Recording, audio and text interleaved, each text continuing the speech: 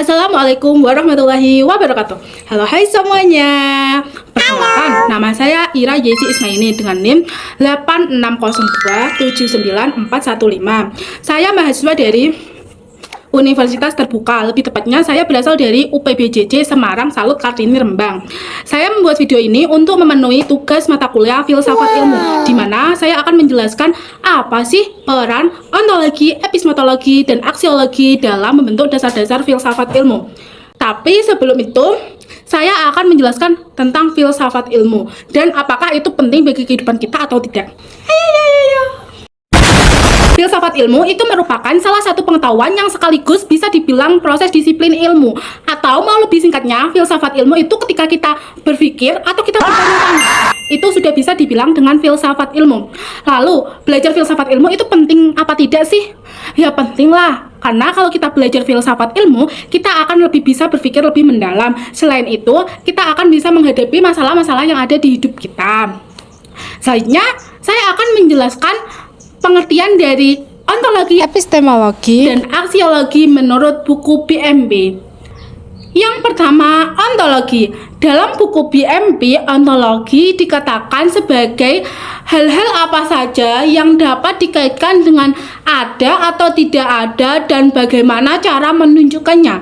Yang kedua, epistemologi itu mempelajari pengetahuan ilmu itu sendiri. Lalu yang ketiga, aksiologi. Dalam buku BMB, aksiologi ini berfokus pada nilai etika dan ilmu pengetahuan dalam dunia nyata. Setelah saya menjelaskan secara singkat apa itu ontologi, epistemologi, dan aksiologi, saya akan menjabarkan ketiga pendekatan ini secara mendalam. Yang pertama, ontologi. Secara singkatnya, ontologi adalah bertanya. Kamu tanya? Kamu bertanya-tanya? Bercanda ya guys. Jadi, ontologi singkatnya adalah bertanya. Dalam ilmu, misalnya, apa yang dipelajari dan apa hakikat yang realistis dari ilmu yang kita pelajari.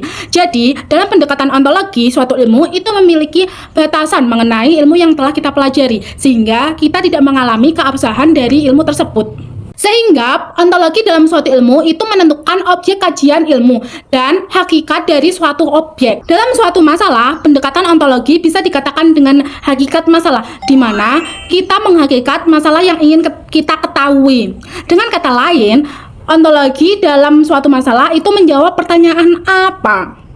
Sebelum mengidentifikasi hakikat suatu masalah, kita dapat melakukan beberapa hal, seperti yang pertama, menentukan objek yang akan kita identifikasi. Lalu yang kedua, menentukan akar masalahnya itu apa sih sebenarnya. Lalu yang ketiga, kita bertanya-tanya, sebenarnya masalahnya itu apa. Dengan begitu, dengan ontologi kita akan mengetahui dan mengidentifikasi suatu masalah. Seperti contohnya, dalam kehidupan saya pribadi ya, saya memiliki pacar dan hampir setiap hari itu saya berantem dengan pacar saya. Saya kira itu karena pacar saya nggak sayang lagi sama saya. Tetapi setelah saya pikir-pikir, setelah saya telaah, ternyata bukan itu penyebabnya. Ada kemungkinan. Yang pertama, pacar saya itu sibuk. Lalu yang kedua, kurangnya komunikasi antara kita berdua. Dan yang ketiga, itu bisa dibilang usia kita cukup beda jauh, sehingga jokes kita itu tidak masuk.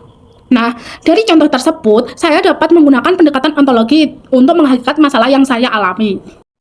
Yang kedua, yaitu pendekatan epistemologi.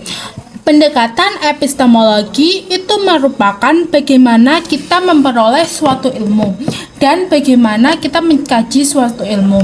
Selain itu, pendekatan epistemologi juga mengatakan bahwa ilmu yang diperoleh harus bersifat sistematif, logis, dan dapat dipertanggungjawabkan. Maka dari itu, untuk mengetahui kebenaran suatu ilmu, hal yang harus dilakukan yaitu yang pertama, memperoleh informasi dari berbagai sumber yang akurat. Yang kedua, menggunakan logika yang disertai dengan bukti, ya sehingga dapat menunjukkan bahwa ilmu yang diperoleh itu benar adanya. Lalu yang ketiga, dapat melakukan validasi data yang ada. Dengan kita melakukan hal-hal tersebut, kita akan mengetahui apakah ilmu itu benar adanya atau tidak. Sebagai contoh, dalam dunia kerja ada salah satu pabrik sepatu yang sudah mengekspor sepatunya ke luar negeri. Nah, sepatu tersebut mendapat komplain dari customer karena sepatu tersebut mengandung jamur, terdapat jamur di dalam sepatu. Lalu, atasan yang ada di perusahaan tersebut menginstruksi anak buahnya untuk tidak membawa makanan dan minuman dingin ke dalam area kerja. Dengan contoh tersebut, kita dapat melakukan pendekatan epistemologi, yaitu dengan cara yang pertama, kita harus menerima informasi apakah benar klaim dari customer yang disertai dengan bukti yang ada, misalnya dengan menunjukkan foto bahwa sepatu tersebut ada jamurnya. Yang kedua, kita harus berpikir logis tentang solusi yang diberikan oleh pihak perusahaan. Apakah jamur tersebut disebabkan oleh makanan dan minuman dingin saja? Apakah ada hal yang lain yang bisa menyebabkan jamur?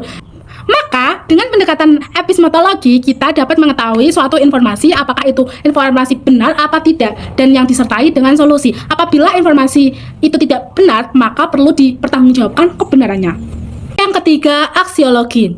Aksiologi dalam suatu ilmu berperan dalam menentukan nilai, etika, dan tujuan dari ilmu. Karena ilmu tidak hanya cukup untuk dipelajari, tetapi ilmu harus diterapkan di dalam kehidupan nyata. Lalu, dalam suatu masalah, aksiologi ini merupakan cara pengambilan keputusan yang harus memperhatikan nilai, etika, dan dampak yang akan terjadi ke depannya untuk diri sendiri maupun lingkungan kita. Contohnya, dalam suatu dunia pekerjaan, ketika kita mendapatkan marahan dari atasan, kita tidak boleh membantah atasan tersebut. Karena apabila kita membantah, hal tersebut akan berdampak bagi kehidupan kita ke depannya di dalam lingkungan kerja. Misalnya, kerja tidak nyaman, dibeda-bedakan dengan teman, dan hal-hal yang lainnya. Lalu yang kedua, apabila kita membantah atasan, kita bisa dikatakan tidak memiliki etika. Karena atasan tersebut adalah orang yang posisinya di atas kita. Sehingga, dalam mengambil keputusan, kita harus memperhatikan nilai, etika, dan dampak kedepannya bagi kehidupan kita. Kaitan antara ontologi, epistemologi, dan aksiologi. Ketiganya ini saling berkaitan karena ontologi kita dapat menentukan suatu objek, dengan epistemologi kita akan mengetahui informasi yang sebenarnya, dan dengan aksiologi kita dapat mengetahui manfaat dari suatu ilmu. Sehingga ketiganya saling berkaitan dalam membentuk filsafat ilmu.